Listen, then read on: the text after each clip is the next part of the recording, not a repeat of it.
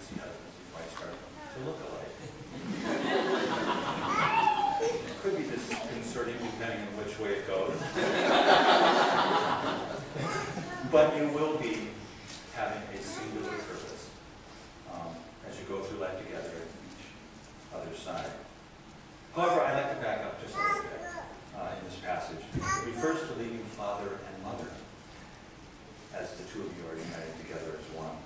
Both of you have had the privilege of having very solid, wonderful upbringings with wonderful parents who are loving examples and spiritual leaders.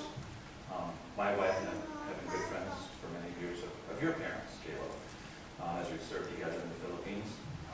We have watched them serve, give themselves to others in the Lord's work. And not only were they good friends as we shared the ups and downs of ministry, the ups and downs of being a Minnesota sports fan, and the unique experience of living cross-culturally, they were also godly examples of servants to all of those who were around them. And we watched as you and your sisters grew up under their guidance, and I can attest to the solid foundation that you have received. And it's a joy to behold. Allison, I only met your parents yesterday, and within that short time, it seems like your dad and I are old friends. That we've known each other for quite a while.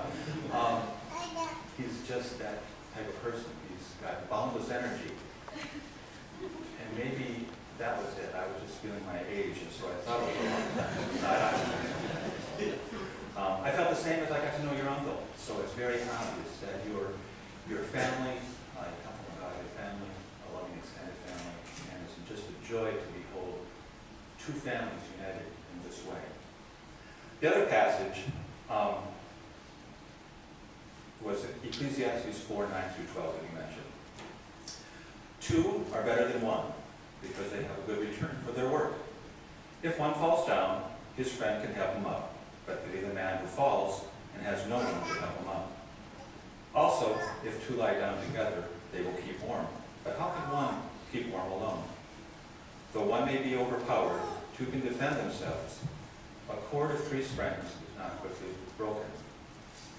This passage gives a few examples why it's advantageous to be together rather than being alone.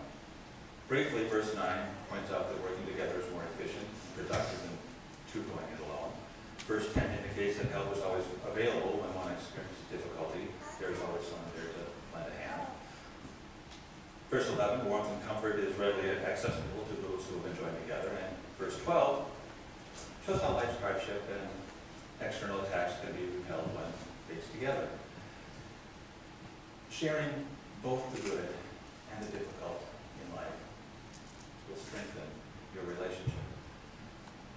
And I think I've heard a little bit already of some sharing. You tried to share your love of sports with Allison. And Allison has reciprocated by wearing Vikings paraphernalia. I think maybe there should be a little more reciprocation, though. Whenever you go and maybe see The Notebook or another chick flick like that, you should make Caleb wear pink fluffy, slippers. Maybe with Nicholas Sparks' picture on them. Maybe not. Am I getting it? But the passage continues on. It doesn't stop there. Although these are very beneficial in life and will help us, the end of verse 12 adds a slightly abrupt addition. A little bit strange. It breaks with the pattern of the four statements before it, of two being better than one. It says, a cord of three strands is not quickly broken. Quite different. So what is the writer trying to tell us? Did he make a mistake? I kind of doubt it. It was Solomon, after all, and he's wiser than, well, at least me, so I'm not going to question him. But if I could forgive this little illustration, I can find it in my pocket. Yes, right here.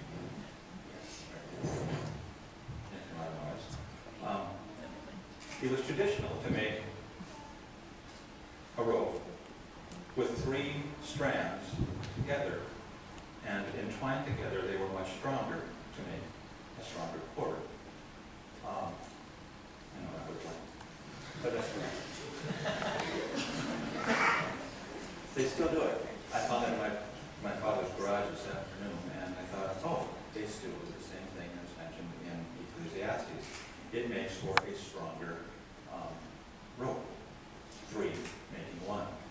So I believe this brings us back to the first passage in Matthew.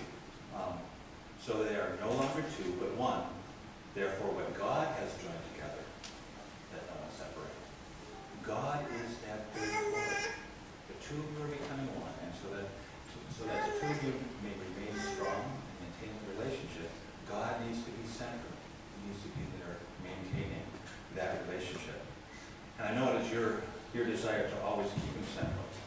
And as you draw closer to him, you will be drawing closer to each other. So in light of this, I would like to ask you, Caleb, will you have Allison to be your wife? And will you give yourself to her in all love and honor, in all duty and service, in all faith and tenderness, to live with her and cherish her as long as you both shall live? I will. And Allison, will you have Caleb to be your husband? And will you give yourself to him in all love and honor, in all duty and service, in all faith and tenderness, to live with him and cherish him as long as you both shall live? As you pledge yourselves to each other, Caleb, please repeat these vows after me. I, Caleb, take you, Allison, I, Caleb, take you, Allison, to be my wedded wife. to be my wedded wife. With the deepest joy I receive you into my life, With the deepest joy I receive you into my life, that together we may be one. that together we may be one.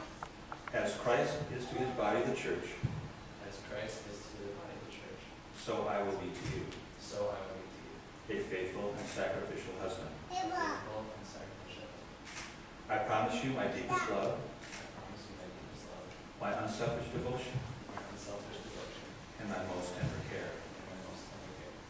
I promise to direct our lives I promise to direct our lives into a life of faith in Jesus Christ, into a life of faith in Jesus Christ, honoring God's guidance honoring God's guidance by his Spirit through his word.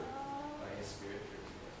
Therefore, Allison, I pledge to you my life Therefore, Allison, I pledge to you my life as a loving and faithful husband. as a loving and faithful. Allison, please repeat your vow after me. I, Allison, take you, Caleb, to be my wedded husband. With deepest joy I receive you into my life, that together we may be one. With confidence I submit myself to you, as unto the Lord. I promise you my deepest love, my unselfish devotion, my tender care. Because God has prepared me for you, I will ever strengthen, help, comfort, and encourage you. Therefore, Caleb, I pledge to you my life as a loving and faithful wife. Do you have minutes?